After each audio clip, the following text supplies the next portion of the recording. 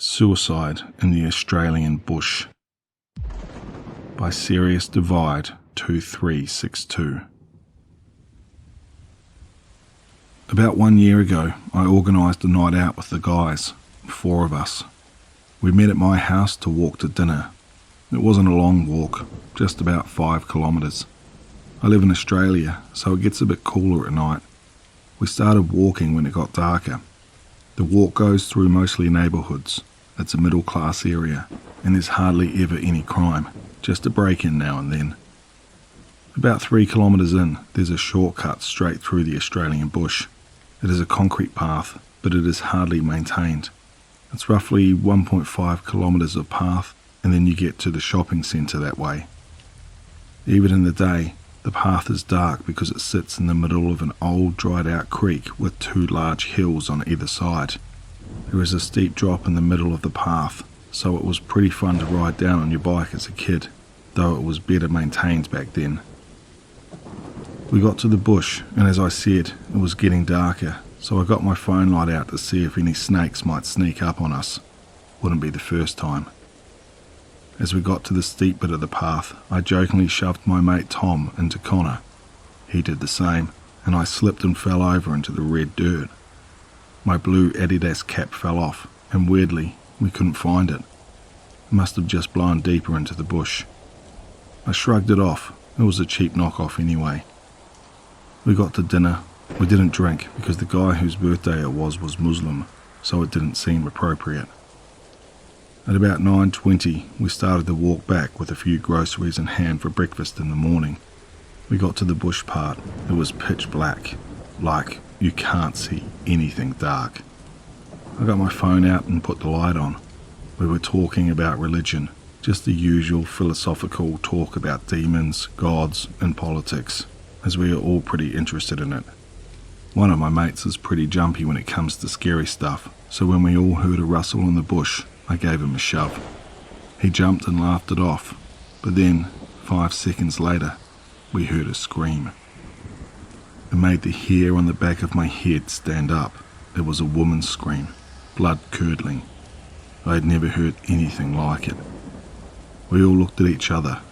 We kept walking in silence, a bit faster the way we were going. I couldn't justify what I heard, so I ignored it. Before we got to the steep dip of the hill, I took one look back. I saw a light, like a phone light, flickering among the trees. My heart raced as I turned back to my friends, trying to act nonchalant. "Did you guys see that?" I asked, trying to keep my voice steady. Tom, who was walking beside me, shook his head. "See what?"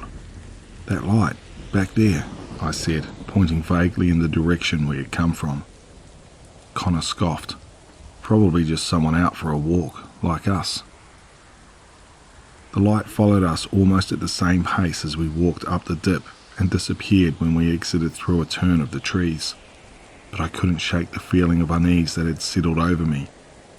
We continued on our way, the darkness pressing in around us like a suffocating blanket. Every rustle of leaves made me jump, and I found myself constantly glancing over my shoulder, half expecting to see something lurking in the shadows. As we reached the steep dip in the path, I slowed my pace, my senses on high alert. Something felt off, but I couldn't quite put my finger on it. And then, just as we were about to descend, I heard it again, the same blood-curdling scream echoing through the night. But this time, we were walking towards it. This time, there was no mistaking it. It was the sound of someone in unimaginable agony, their voice raw with despair and suffering. My blood turned to ice in my veins as I realized that this was no ordinary scream. It was the sound of someone who had lost all hope, someone who had reached the depths of despair and seen no way out. I stumbled backward, my heart pounding in my chest. "We need to get out of here," I gasped, my voice barely above a whisper. But before we could move, the air around us seemed to grow thick with darkness, suffocating us with its malevolence.